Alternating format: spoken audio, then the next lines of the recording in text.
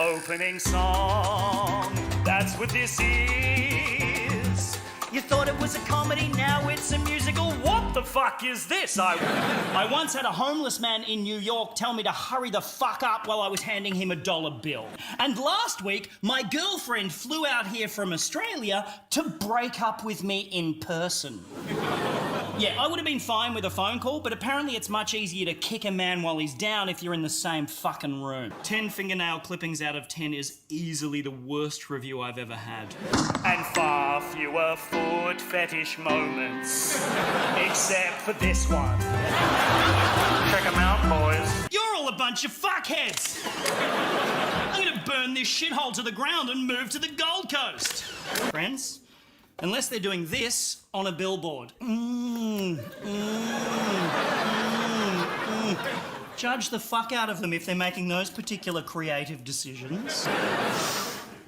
Laboratory tests have shown that humans, when meeting another human for the first time, automatically encode 3 key nuggets of information: age, race, gender. So, what the fuck's going on here? Encode this shit, newcomers. I don't give money to homeless people because they spend it on drugs, she said, washing a Xanax down with a coffee on her way to a Botox appointment. Hey there, what's your name? Am I looking right down the fucking aisle? I am. Cronulla! Someone went, eh. That is the best. I believe that is the international sound for Cronulla. Eh. Fucking meh. Heh. Heh. Heh. That's how you call out each other in a crowd. Meh. Heh. Heh. Heh. Heh. Fucking meh. Fucking meh. The 40-year-old fuckboy. 40-year-old fuckboy. I'm a 40-year-old rock-climbing yoga instructor with a top knot who always wears loose trousers to really accentuate my dick flopping around. Until recently, my speciality was luring 36-year-old women from my yoga classes to join me for private tantra workshops, but now I can't stop masturbating to trans porn. Should I get a Kelpie? Coming up after the break on the 40-year-old fuckboy, we're going to be talking to Joe Rogan about the relationship between psychedelic enlightenment and kicking cunts in the head. 40-year-old fuckboy, is it a midlife crisis or a second suddenly hurt? I know what you're thinking, Sydney. You're thinking, Randy, you're a 40-year-old, single, moderately successful comedian with ants in his car. I was born on the day Lindy Chamberlain's baby was eaten by a dingo. And me too was a phrase most often used in response to the statement, I think women belong in the kitchen. My earliest childhood memories are a colourful montage of drunk adults eating corn on the cob while staring into the middle distance, where I met my new best friend, Jesus Christ! If you're unfamiliar with his work, he pissed off the wrong people in Israel a couple of thousand years ago. So now we have Christmas and hell, which, depending on your family, can be the same thing, am I right? I'm doing relatable material to find common ground with my audience. Holy Communion, I had my first menthol cigarette. Menthol cigarettes. There's a burning tube of toothpaste in my lungs and everyone's inverted. Catholicism taught me the difference between right and wrong and left no doubt in my mind that right was boring and wrong was fucking hilarious. My proudest childhood achievement is the fact that I was the first kid in the 100-year history of St. Mary's Catholic Primary School to receive an after-school detention. Literally moments after-school detentions were first introduced. The vice principal, Mr. Burke, he pulled all of the students together for this very stern lecture about discipline and the fact that these after-school detentions would act as a deterrent for disrespectful behaviour. And at the end of his very stern lecture, in the silence that followed, I gave him a slow clap.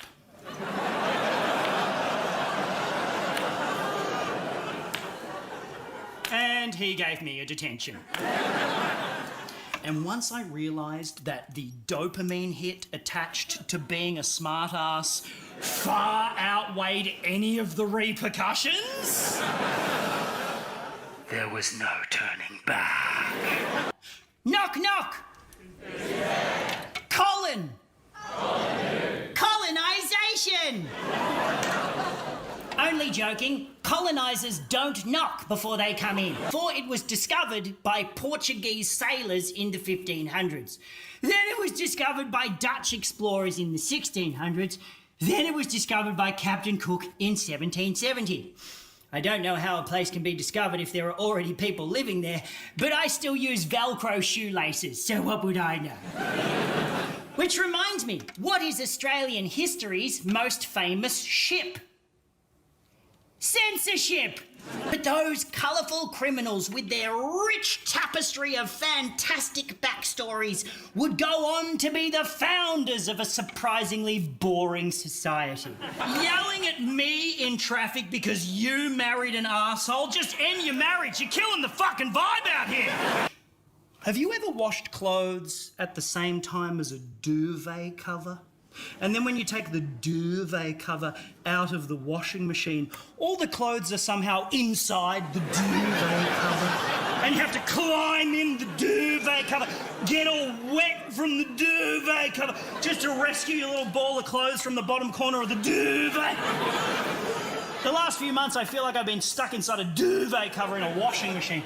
And as we pull in at Cold Spring Station, it feels like someone's reached in and yanked me out of the bottom corner of the duvet.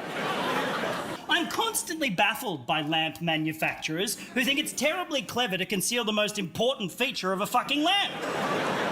Without a switch, it's just a shit sculpture. I feel like I'm always rifling around up the skirt of some lamp or another. Lost track of the number of times I've had to send my hand on a deadly spelunking mission down the back of a motel room bed to trace my way along the lamp cord, dodging tumbleweeds of pubic hair and navigating a minefield of discarded prophylactics. Only to find out later you're supposed to knock 3 times, turn in a circle and provide a stool sample before it turns on. For example, I've never done this at this point in the show before.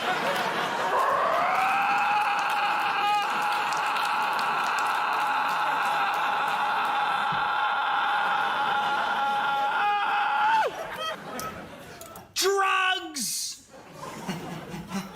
Drugs! I don't do drugs. My privileged opinion of drug use is that productivity is more important than escapism. And also, I'm wired in such a way that if I even so much as look at a drug, I will be doing speed off a strip club toilet seat within 2 to 3 hours. French-speaking Canadians ruled by the Queen of England. Pick a fucking lane, Quebec. Canadians are fucking idiots. I'm very cute, aren't I? I'm also massively racist. I mean, occasionally I give people directions using compass points, if that counts. I hate it when people in the country do that. Righto, matey, what you want to do, you just want to head east for about 20 clicks and then take a south to southwesterly bearing. All right, Galileo. Just give me some landmarks and some street names. I'm not taking the King's Road into battle. I'm trying to get to Best and Less, you dickhead. But I don't want to hear your opinion on immigration policy. Like, you don't get a seat at the table if you're ambivalent about babies in detention, but have time to openly weep while watching the MasterChef finale. Diamond merchant named Sigmund Stern. And I fucking wish I made that detail up, because Sigmund Stern, the diamond merchant, sounds like a character from a Scooby-Doo episode. I'm Sigmund Stern and somebody's been stealing all of my diamonds.